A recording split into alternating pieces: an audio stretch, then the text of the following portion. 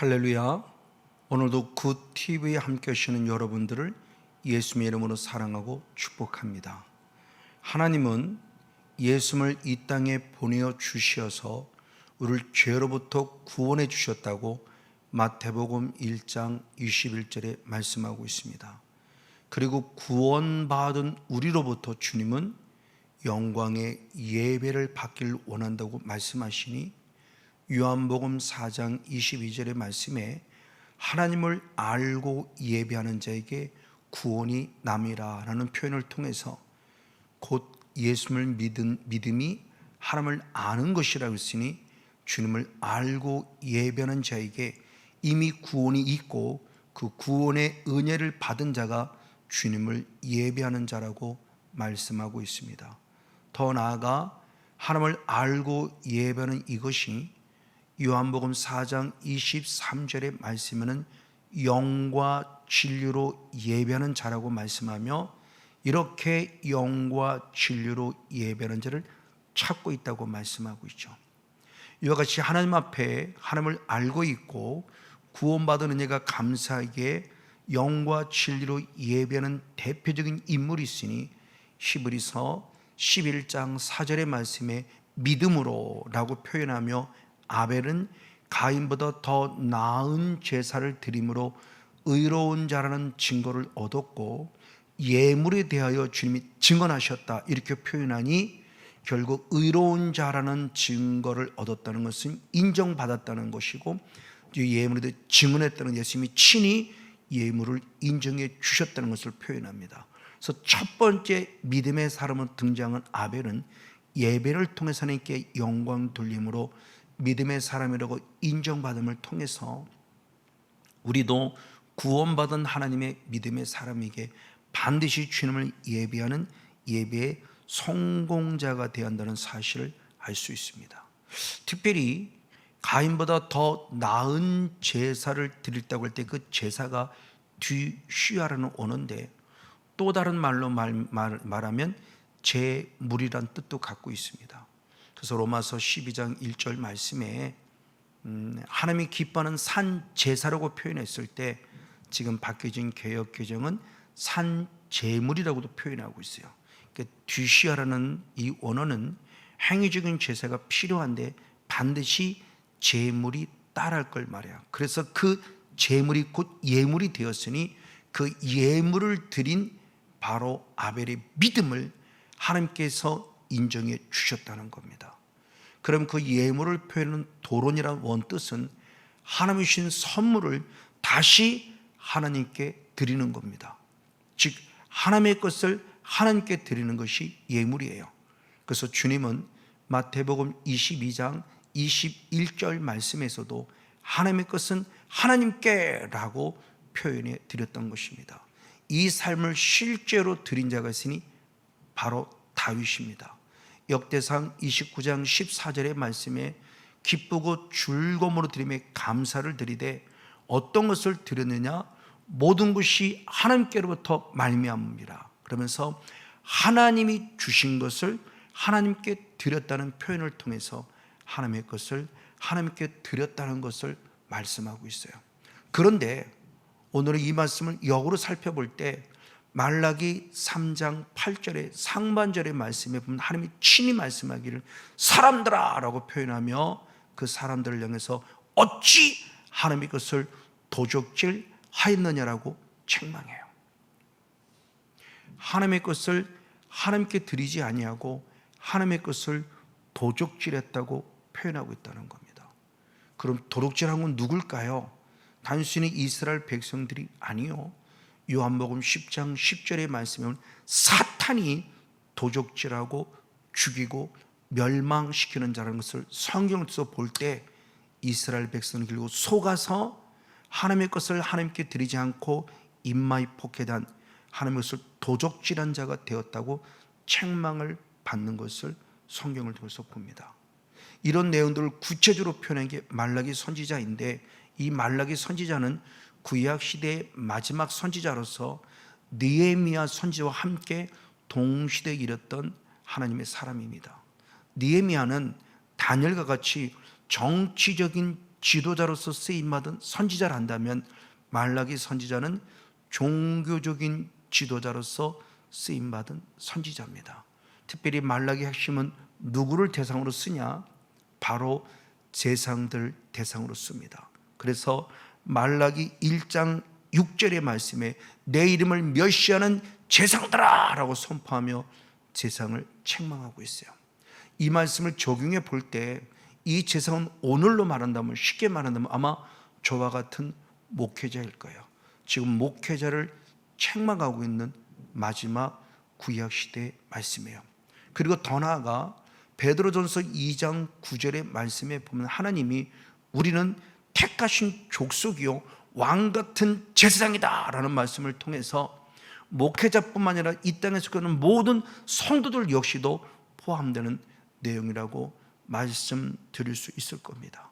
얼마나 제사장들이 타락했는가 하면 말라기 1장 10절의 말씀에 다시는 저들이 헛되이 불을 붙이지 못하게, 즉 헛되이 제사 드리지 못하기 위해서 성전문을 닫았으면 좋겠다라고 표현할 정도로 하나님이 탄식하고 있어요. 그런 이 말씀을 지금 우리에게 적용시키면 이 성전이 이제는 교회의 건물이 아닙니다. 우리의 몸과 마음이 성전이에요. 그래서 사도 바울은 고린도전서 3장 16절의 말씀에 우리 성령이 거하시는 거룩한 전인 줄 알지 못하느냐라고 말하며 우리의 몸과 마음이 성령님이 계시기 때문에 성전이 되었음을 말해요. 그러면 성령이 떠난다면 성령의 가치가 없는 거죠. 누군가 성전문을 닫았으면 좋겠다는 것은 결국 내 안에 데살로니가 전서 5장 19절의 말씀을 통해서는 성령이 소멸되었기 때문에 성전의 가치를 잃어버린 우리의 몸과 마음의 상태를 말할 수 있을 것입니다. 그러나 하나님이 이렇게 안타까운 마음을, 성전문을 닫았으면 좋겠다는 안타까운 마음을 가짐에도 불구하고 하나님은 우리를 사랑했다고 말합니다. 그래서 말라기 1장 2절의 말씀에 하나님이 우리를 사랑했다 그랬더니 백성들이 뭐라고 반응하는가, 어떻게 사랑했습니까? 라고 이로 따지는 안타까운 말씀이 성경 안에 기록되어져 있습니다. 그리고 이어서 말라기 1장 6절 말씀에 내가 아비일진데 왜 나를 공경함이 어디 있느냐, 그리고 내가 주일진데 나를 두려움이 어디 있느냐라고 표현합니다. 그때 이스라엘 백성은 또 제사장은 이렇게 말합니다. 어떻게 주의 이름을 멸시했습니까? 라고 말하며 자기는 주님을 멸시한 적이 없다고 제사장들이 고백하는 내용을 봅니다. 참 대단히 안타깝고 안타까운 마음의 상태예요. 그리고 또 나아가 말라기 1장 7절에도 말씀을 보면 너희가 더러운 떡을 나의 단에 드리고도 내가 어떻게 주를 더럽겠습니까? 라고 또 따지고 땡깡 부리는 이런 안타까운 모습이 말라기 말씀의 핵심적인 모습으로 기록되어져 있습니다. 더러운 예물을 드렸기에 주님이 받지 않으시는데 행위적으로 더러운 것도 더러운 거지만 이들은 특별히 말로 죄를 범하고 있어요. 어떻게 사랑했습니까? 내가 어떻게 주님을 멸시했다는 겁니까? 라고 말하며 이와 같이 하나님 앞에 끊임없이 따지는 말에 대한 이 부분 속에서 말라기 2장 17절 말씀에 주님 말하기를 너희가 말로 하나님을 괴롭게 하고도 그들은 말을 어떻게 여호와를 괴롭겠습니까? 라고 또 땡깡 부리고 따지는 안타까운 모습을 우리에게 보여주고 있습니다. 이것이 우리들의 현실이에요. 근데 더 나아가 어떻게 말로써 했습니까라는 내용을 주님이 구체적으로 말합니다. 어떤 말을 하냐? 역시 말라기 2장 17절 하반절의 말씀에 보면 너희가 말하기를 어떻게 말했냐? 악을 행하는 자가 여호와의 눈에 좋게 보이고 여호와를 기쁘게 하는 것이다. 그리고 또 말하기를 공의 하나님이 어디 있느냐? 이렇게 따지고 있다는 끔찍한 일이에요. 말로써 괴롭힐 때 어떻게라는 것으로 괴롭힌 것도 문제인데 우리가 죄를 범하는 게 하나님이 좋아하신대요. 하나님이 기뻐하시는 일이래요. 그러면서 공의 하나님, 심판하신 하나님이 어디 있냐고 하나님을 조롱하는 끔찍한 죄를 범하고 있습니다. 더 나아가 말라기 3장 14절의 말씀에 보면 너희가 말하기를 하나님을 섬기는 게 헛되다. 그리고 하나님의 명령을 지키는 게 헛되다. 그리고 슬프게 행하는 것, 즉 이것은 세번역 성경을 통해서 보면 죄를 늦추고 실패하는 것, 즉 회개하는 것도 아무런 유익이 없다, 이렇게 말하면서 주님 앞에 나아가는 자들이 있다라고는 안타까운 모습을 보여줘요.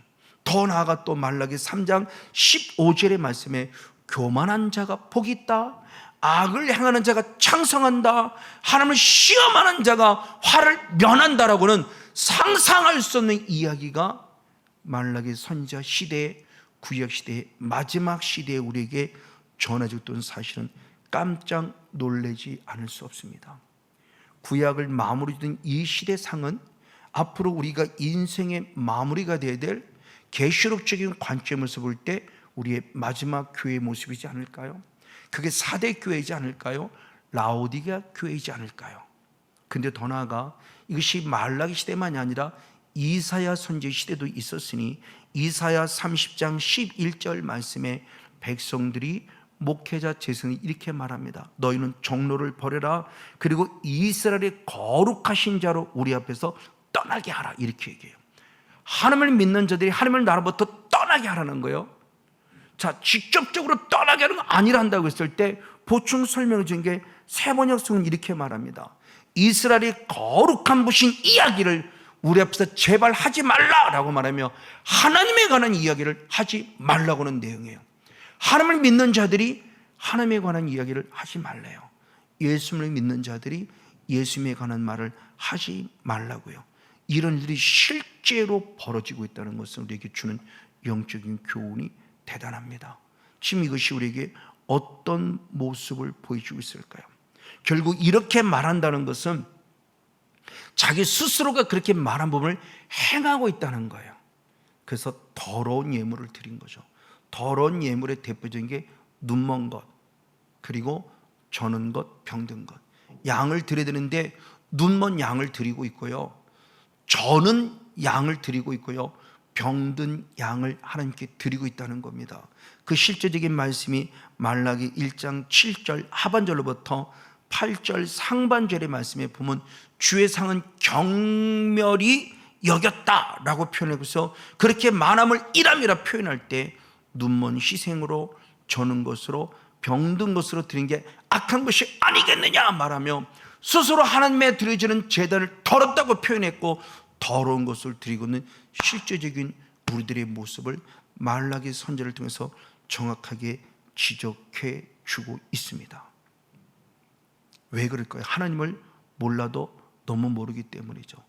예수님도 친히 말씀하기를 마태복음 22장 29절의 말씀에 너희가 성경도 알지 못하고 하나님도 알지 못함으로 성경을 오해하고 있고 하나님을 오해하고 있다는 충격적인 말을 해요. 하나님을 우리가 못 몰라요. 하나님을 모르고 알지 못하는 건 구원이 아닌데 나는 구원받았다는 자기 착각에 빠지며 하나님을 아는 것 같이 행동하지만 전혀 하나님을 알지 못한 행함이 나오고 있다는 사실이죠. 그래서 이런 모습을 통해서 말라기 1장 8절 하반절의 말씀을 통해서는 뭐라고 했는가? 눈먼 것으로, 저는 것으로, 병든 것으로 총독에게 드려봐라.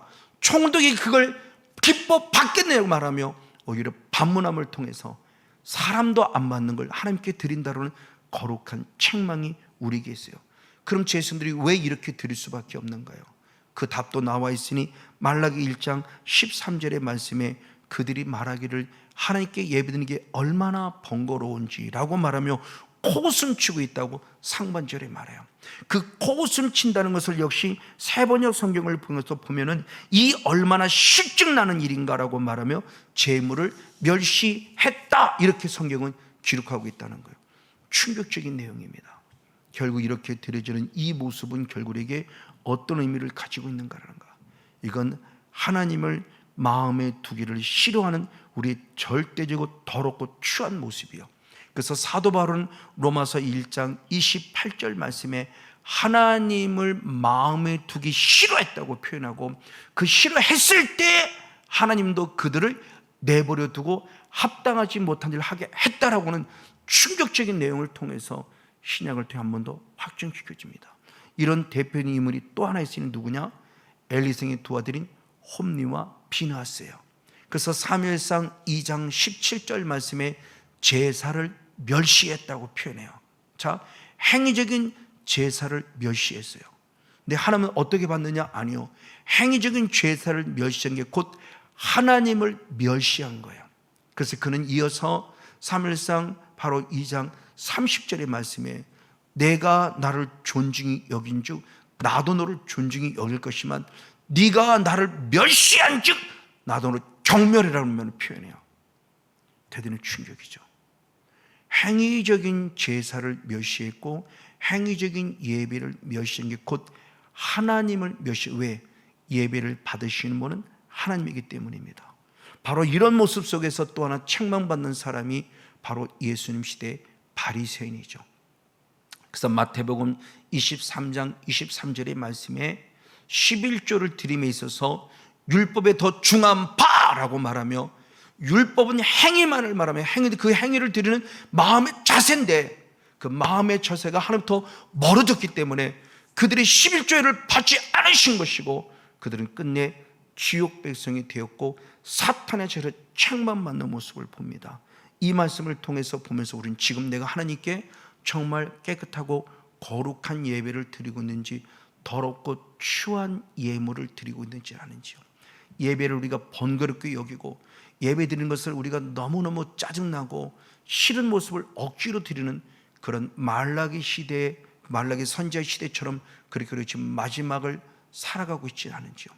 그럼 왜 문제는 왜가 아니라 이들은 더 큰 문제는 이렇게 잘못을 범하고도 잘못을 잘못으로 알지 못하고 있다는 겁니다. 이 답도 성경이 분명히 줍니다. 전도서 5장 1절의 말씀에 이런 자를 누르냐? 우매자의 제사. 세 번역 성경은 어리석은 자의 제사라고 말하며 이렇게 우매자, 어리석은 자의 제사는 그들이 악을 행하면서도 전혀 깨닫지 못하는 자를 통해서, 못한다는 것을 통해서 내가 지금 어리석은 예배, 우매한 자의 예배, 죽은 자의 예배를 드림으로 죄를 죄로 알지 못하고 있지 않는가라는 답을 주고 있어요. 그러면 왜 이렇게 어리석을까요?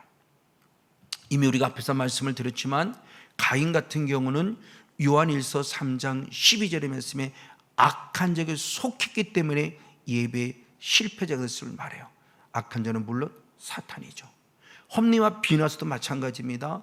사무엘상 2장 12절 말씀에 킹 제임스 흠정역 번역본을 보면 벨리알의 아들들이다 이렇게 했어요. 벨리알의 아들들에 속했기 때문에 예배 실패자인 거예요. 그럼 벨리알은 뭐냐면 사탄의 또 다른 이름입니다. 그리고 신약시대에 우리가 잘 알고 있는 바리새인들이 왜 예배 실패자가 됐죠? 역시 주님은 마태복음 23장 33절의 말씀에 이 뱀들아, 이 독사의 새끼들아 라고 표현하며 바로 지옥 백성들을 말했으니 그 뱀과 독사는 바로 사탄을 말하고 있죠. 다 사탄에 속해 있기 때문에 예배의 실패자가 됐다는 거예요. 하나님에 있는 하나님의 백성들입니다. 제사장입니다. 바리새인입니다. 율법에 흠이 없을 만큼 열심히 살았던, 근데 놀랍게도 영의 세대들이 다 사탄에게 속한 자이기 때문에 예배의 실패자가 됐던 사실을 가르쳐주고 있어요. 그럼 우리는 하나님을 관 어떤 예배를 원하냐? 더러운 예배가 아니라 깨끗한 예배죠. 그래서 주님이 다시 말라기 선지를 통해서 말하기를, 말라기 1장 11절 말씀의 마지막에 내가 이방인을 통해서 깨끗한 예물을 받을 것이라고 표현하면서 주님의 이름이 크고 놀라운 이름이 될 것을 선포하고 있습니다. 이와 같이 주님은 지금 이 순간도 더러운 예물이 아니라, 더러운 예배가 아니라 깨끗한 예물, 깨끗한 예배가 드려지를 원해요. 그럼 어떻게 깨끗하죠? 성경은 분명히 말씀합니다. 요한일서 1장 7절 하반절의 말씀과 9절의 말씀을 예수의 피로 깨끗해졌다고 표현해요. 맞습니다. 예수의 피가 나를 깨끗게 해요. 그럼 언제? 자백할 때. 그래서 철저히 주님 앞에 무릎 꿇어 예수의 피를 심히 귀한 자백, 회개의 모습을 주께 드렸을 때 우리를 불의에서 깨끗게 하신다고 표현하며 우리 죄를 사하신다고 그래요. 그래서 우리가 가장 먼저 1순위로 깨끗한 것은 철저히 회개하라. 회개를 통해서 해야 할 것을 말하고 있어요. 맞아요. 그럼 이렇게 회개할 때 어떤 은혜가 임하느냐?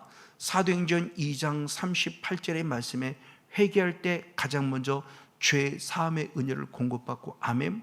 그리고 주님 말합니다. 성령을 선물로 받으리라. 할렐루야. 그럼 왜 성령을 선물로 주셨을까요? 여러 가지 많은 이유들이 있습니다. 성령을 통해 주의 이름을 부름으로 구원의 바늘에 서게 한 뜻을 갖고서 성령을 주셨어요. 그래서 고린도전서 12장 3절에 말씀할 때 성령으로 말미암아 주의 이름을 부르게 함으로 구원받는 백성이 되는 사실을 분명히 말해요. 맞습니다. 성령을 통해서 반드시 주의 이름을 불러서 구원의 바늘에 서야만 합니다. 근데 우리는 조금 더 나아가 우리는 성령을 받는 원리를 지금 영적인 세계의 관점에서 살펴보고 있기에 마태복음 12장 28절에 하나님의 성령을 힘입어 귀신을 쫓아내면 하나님의 나라가 이미 우리에게 임하였다는 표현을 통해서 성령을 힘입어 영적 싸움을 싸우는 자가 반드시 하나님의 나라에 동참한다는 사실을 영적으로 알려주고 있습니다. 그럼 이렇게 영적인 싸움의 이 모습을 통해서 잘 설명하신 예수님입니다. 그래서 주님께서는 요한복음 15장의 사건에 열매로 가는 말씀을 통해서 언제 우리가 열매를 맺을 것에 대한 불을 말씀할 때 요한복음 15장 2절의 말씀에 하나님께서 열매를 맺는 가지는 더 좋은 열매, 더 풍성한 열매를 맺게 하기 위하여 주님께서 깨끗게 하신다고 그럽니다. 그때 그 깨끗하다는 것은 예수 피로 말하는 깨끗함과 조금 차원이 다른 깨끗함이니 카다이로는 원어인데, 카다이로는 원어는 우리가 쉽게 얘기하면 손질하다는 뜻을 가지고 있어요. 자, 이것은 뭐냐? 농부는 하나님 아버지이십니다. 포도나무는 예수 그리스도이십니다. 가지는 우리들입니다. 하나님께서 우리 가지에게 풍성한 열매를 맺기를 원해요. 성건영 목사가 그 풍성한 열매를 맺게 하기 위해서는 포도나무에 또 다른 가지가 있는데 열매를 맺지 못하는 가지는 꺾어서 저 풀문불 속에 집어넣어요. 그리고 열매를 맺는 가지는 더 좋은 열매를 맺기 위해 주님이 깨끗하게 한다, 즉 손질하신다는 겁니다. 이것은 결국 뭐냐? 농부는 안다고 합니다. 포도나무가 열매를 맺지 못할 때 포도나무 그 가지 속에 벌레들이 있어서 영양분을 뺏어 먹음으로 말미암아 열매 맺지 못하는 걸 알고 있기에 포도나무 속에 있는 가지를 뽑아낸다는 거예요. 아, 그렇구나. 저도 잠깐 화초를 키우고 보니까 화초 잎이 메말랐어요. 근데 메말른 잎을 빨리빨리 제거하면은 새순이 돋는데 메말른 잎을 제거하지 않으면 계속 그 상태로 있더라고요.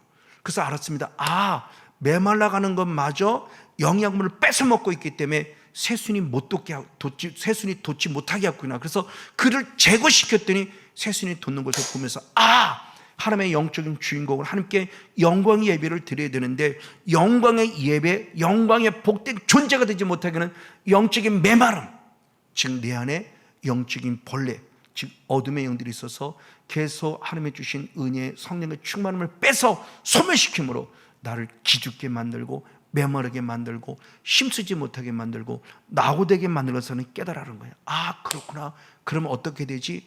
내 힘으로 안 돼요. 성령의 힘을 힘입어서 깨끗해야 돼요. 그래서 성령으로 말미암아 내 안에 어둠의 존재, 영적 벌레들을 자꾸 제거시켜야 돼요. 하나님을 통해서. 내가 하는 것이 아니죠. 그래서 주님 앞에 나아가 회개해서 제사함 받고 성령을 선물로 받아서 성령을 힘입어 내 안에 영적 찌꺼기를 제거해서 풍성한 열매를 맺어야 합니다. 그럼 이렇게 열매를 맺어 깨끗할 때 어떻게 되느냐? 디모데후서 2장 21절 말씀에 깨끗한 그릇이 되면 마지막 하나님의 쓰심에 합당한 그릇이 된다고 그래요. 여기서는 성원영 목사와 더불어 우리 모두가 다 같이 하나님께 나아가는 예배 속에 혹시 더러운 것이 있다면 회개해서 죄산 먹고 성령을 선물로 받아 더러운 예배를, 영적 찌꺼기를 제거하여 깨끗한 예배로 드려지고 하나님께 영광 돌 때 마지막에 주님의 합당한 성령 충만한 축복의 주인공 우리 모두가 되어지기를 예수님의 이름으로 간절히 축복하고 축원을 드립니다.